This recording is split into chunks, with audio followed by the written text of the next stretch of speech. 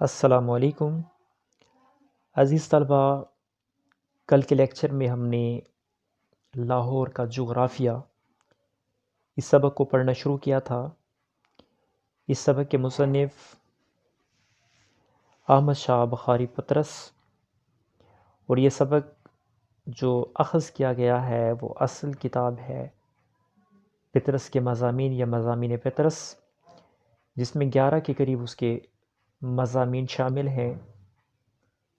پطرس بخاری طنز و مزاح میں ایک معتبر حوالہ یا نام ہے۔ تو آج اس سبق کو ہم مزید پڑھیں گے۔ آج اس پیراگراف سے ہم نے شروع کرنے ہیں کہ باہم رسانی آپ کے لیے ایک سکیم عرصہ سے کمیٹی کے زیر غور ہے۔ یہ سکیم نظام سکے کے وقت سے چلی آتی ہے۔ اب یہاں پر جو پانی کا مسئلہ ہے، صاف پینے کا پانی، اس مسئلے کو بیان کیا گیا ہے۔ یہاں پر لاہور کا جغرافیہ یہ صرف لاہور کے مسائل نہیں ہیں، ایک شہر کا ذکر کر کے انہوں نے تمام بڑے جو شہر ہیں جن کو ہم صنعتی شہر کہہ سکتے ہیں، تجارتی شہر کہہ سکتے ہیں، وہاں جو ہے زندگی کے کیا کیا مسائل ہوتے ہیں ان کا ذکر کیا ہے۔ اس سے پہلے ہم نے دیکھا ہے کہ انہوں نے جو ہے وہ آلودگی کے مسائل کا ذکر کیا ہے، بڑھتی ہوئی آبادی کے جو مسائل ہیں اس کا ذکر کیا ہے، اس کے بعد دریاؤں کا ذکر کیا ہے کہ کس طرح سے ہمارے آبی ذخائر ختم ہوتے جا رہے ہیں۔ اس سبق میں، اس پیراگراف میں انہوں نے صاف پینے کا جو پانی ہے یہ ایک سنگین مسئلہ ہے اس کی طرف اشارہ کیا ہے، لیکن ان کا انداز ایک مزاح نگار کا انداز ہے۔ تو اس میں دیکھیے کہ نظام سکے کا ذکر آیا ہے۔ نظام سکہ جو ہے ایک تاریخی کردار یا شخصیت ہے۔ واقعہ کچھ اس طرح سے ہے کہ مغل بادشاہ ہمایوں وہ شیر شاہ سوری سے شکست کھا کے بھاگ رہا ہوتا ہے۔ اس کے پیچھے شیر شاہ سوری کا لشکر اس کا تعاقب کر رہا ہے، اور اس کے سامنے ایک دریا آ جاتا ہے۔ وہ دیکھتا ہے کہ ایک شخص جو کہ دریا کے کنارے بیٹھا ہے اور اپنے مشکیزیں بھر رہا ہے، تو دراصل وہ شخص جو ہے نظام سکہ تھا۔ سکہ جو ہے پانی بھرنے والے کو، مشکیزے کو جو ہے وہ کہا جاتا ہے۔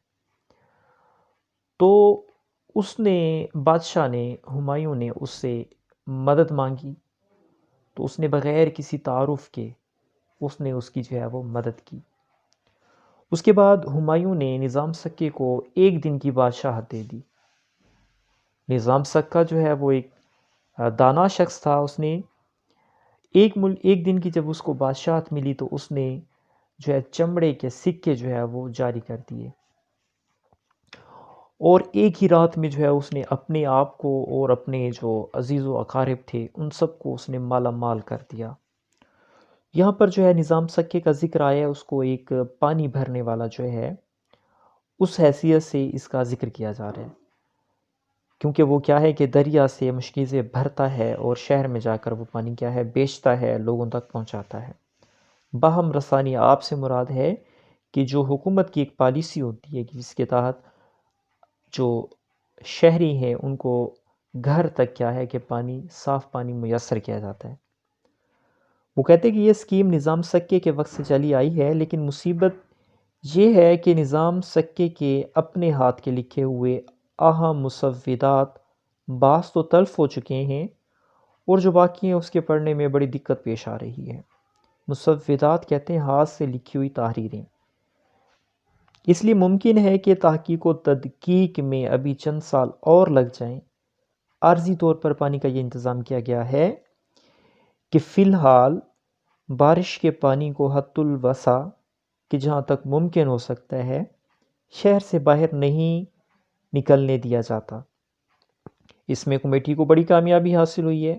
امید کی جاتی ہے کہ تھوڑے ہی عرصے میں ہر محلے کا اپنا ایک دریا ہوگا جس میں رفتہ رفتہ مچھلیاں پیدا ہوں گی۔ ہر مچھلی کے پیٹ میں کمیٹی کی ایک انگوٹھی ہوگی، اور رائے دہندگی کے موقع پر ہر رائے دہندہ پہن کر آئے گا۔ تو اس پیراگراف کو امتحانی نقطہ نگاہ سے اگر دیکھا جائے تو سیاق و سباق کے اعتبار سے ایک عام پیراگراف ہے، اور اس میں وہ یہ کہتا ہے کہ لاہور کے جو باسی ہیں، جو شہری ہیں، ان تک صاف پانی جو ہے وہ ان کو میسر نہیں ہے۔ وہ کہتے ہیں نہ ہی حکومت کے پاس جو ہے وہ منصوبہ بندی ہے، اس حوالے سے اس مسئلے کے حل کے لیے ناقص منصوبہ بندی ہے۔ ان کے پاس اختیارات تو ہیں، لیکن کیا ہے کہ وہ اپنے اختیارات کو استعمال نہیں کر سکتے۔ انہوں نے کیا کیا ہے کہ جو کمیونٹی ہے، جو میونسپلٹی ہے، جس کا کام شہر کی صفائی ہے، بنیادی ضروریات فراہم کرنی ہے، انہوں نے کیا کیا ہے کہ جب پانی میسر نہ تھا تو وہ کہتے ہیں کہ بارش کے پانی کو انہوں نے سٹور کرنا شروع کر دیا۔ تو سٹور کرنے سے مراد یہ ہے کہ نکاسی کا بھی جو ہے انتظام نہیں ہے، کہ جب بارش آتی ہے تو اس کے بعد کیا ہے کہ گلیوں اور شہر اور گھروں کے صحن کیا ہیں کہ جوہڑ کی صورت دکھائی دیتے ہیں۔ تو نکاسی نہ ہونا بھی جو ہے وہ ایک بہت بڑا مسئلہ ہے۔ اس کے بعد وہ لکھتا ہے کہ نظام سکے کے مسودات سے اس قدر ضرور ثابت ہوا ہے کہ پانی پہنچانے کے لیے نل ضروری ہیں، چنانچہ کمیٹی نے کروڑوں روپے خرچ کر کے جا بچا نل لگوا دیے۔ فی الحال ان میں ہائیڈروجن اور آکسیجن بھری ہے، لیکن ماہرین کی رائے ہے کہ ایک نہ ایک دن یہ گیسیں ضرور پانی بن جائیں گی۔ چنانچہ بعض نلوں میں اب بھی چند قطرے روزانہ ٹپکتے ہیں۔ اہل شہر کو ہدایت کی گئی ہے کہ اپنے گھڑے نلوں کے نیچے رکھ دیں تاکہ عین وقت پر تاخیر کی وجہ سے کسی کی دل شکنی نہ ہو۔ شہر کے لوگ اس پر بہت خوشیاں منا رہے ہیں۔ اب یہاں پر ایک اور جو ہے وہ ناقص منصوبہ بندی کے حوالے سے بات کی گئی ہے کہ حکومت کیا کرتی ہے کہ وہ کوئی نہ کوئی پروجیکٹ یا منصوبہ لے کر آتی ہے، لیکن اس کو مکمل کرنے کے بجائے اس کو زیر التوا رکھا جاتا ہے، اس کو ادھورا ہی چھوڑ کر چلے جاتی ہیں۔ اب اس کی مثال ہم ایسے لیتے ہیں کہ کوئی قصبہ ہے جہاں پر جو ہے وہ بجلی پہنچانا چاہتے ہیں، وہاں پر جو ہے بجلی کی تاریں بچھا دی جاتی ہیں، کھمبے لگا دیے جاتے ہیں، لیکن سالوں گزر جاتے ہیں اور ان جو میٹیریلز ہوتے ہیں ان کو زنگ پڑ جاتا ہے، لیکن وہ بجلی وہاں نہیں پہنچتی۔ تو یہاں بھی ایسا ہی ہے کہ حکومت نے کروڑ روپے کی لاگت سے نل تو لگا دیے ہیں، لیکن کیا ہے کہ پانی کا بندوبست نہیں کر سکی۔ جی، تو اس کے بعد ذرائع آمد و رفت کا انہوں نے ذکر کیا ہے کہ جو سیاح لاہور تشریف لانے کا ارادہ رکھتے ہوں ان کو یہاں آنے کی، یہاں کی آمد و رفت کے ذرائع کے متعلق ضروری باتیں ذہن نشین کر لینی چاہیے تاکہ وہ یہاں کی سیاست سے کما حق ہو۔ کما حق ہو سے مراد ہے جہاں تک ممکن ہو پوری طرح سے اثر پذیر ہو سکیں۔ جو سڑکیں بل کھاتی ہوئی لاہور کے بازاروں میں سے گزرتی ہیں تاریخی اعتبار سے بہت اہم ہیں۔ یہ وہی سڑک ہے جو شیر شاہ سوری نے بنوائی تھی۔ یہ آثار قدیمہ میں شمار ہوتی ہیں اور بے حد احترام کی نظروں سے دیکھی جاتی ہیں، چنانچہ اس میں کسی قسم کا رد و بدل گوارا نہیں کیا گیا۔ وہ تاریخی گڑھے اور خندقیں جوں کی توں موجود ہیں جنہوں نے کئی سلطنتوں کے تختے الٹ دیے تھے۔ آج بھی کئی لوگوں کے تختے یہاں الٹتے ہیں اور عظمت رفتہ کی یاد دلا کر انسان کو عبرت سکھاتی ہیں۔ تو یہاں جو ہے انہوں نے جو سڑکوں کی ابتر صورتحال ہے اس کا ذکر کیا ہے۔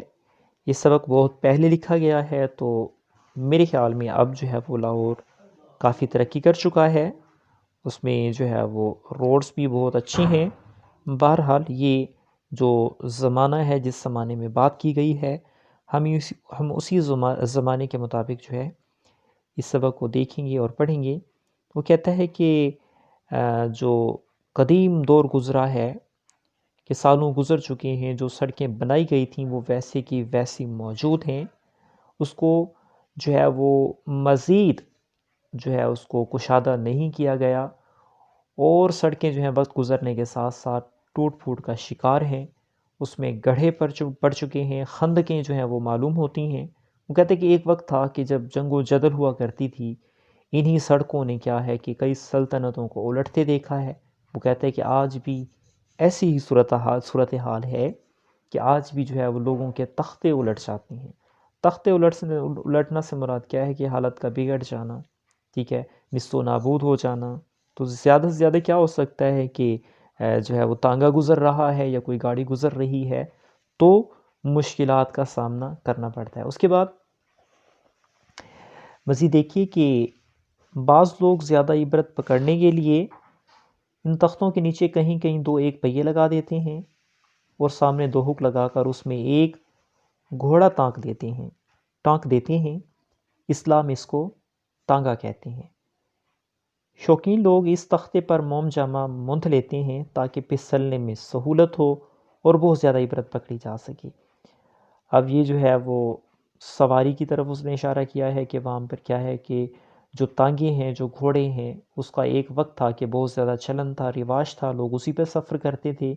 وہ کہتے ہیں کہ وہ سواریاں جو ہیں وہ بھی کیا ہیں کہ جگاڑ کہہ سکتے ہیں، کہ تختے جو ہیں، ٹوٹے پھوٹے تختے لکڑی کے جو ہیں، انہی کو جو ہے وہ بیٹھنے کی جگہ بنا کر جو ہے اس کے نیچے پہیے لگا دیے جاتے ہیں۔ اچھا، وہ کہتے ہیں کہ تانگوں میں بناسپتی گھوڑے استعمال کیے جاتے ہیں۔ بناسپتی سے مراد کیا ہے؟ آرٹیفیشل سوری، اس کو ہم بناسپتی سے جو ہے وہ کمزور اور لاغر کہہ سکتے ہیں۔ اس نے اس کی بناوٹ بتائی ہے کہ بناسپتی گھوڑا کس شکل صورت کا ہوتا ہے، کہ بناسپتی گھوڑا شکل و صورت میں دم دار ستارے سے ملتا ہے، کیونکہ اس کی گھوڑے کی ساخت میں دم زیادہ اور گھوڑا کم پایا جاتا ہے۔ حرکت کے وقت اپنی دم دبا لیتا ہے اور ضبط نفس سے اپنی رفتار میں ایک سنجیدہ اعتدال پیدا کرتا ہے تاکہ سڑک کا ہر تاریخی گھڑا اور تانگے کا ہر ہچکولا اپنے نقش آپ پر ثبت کرتا جائے اور آپ کا ہر ایک مسام لطف اندوز ہو سکے۔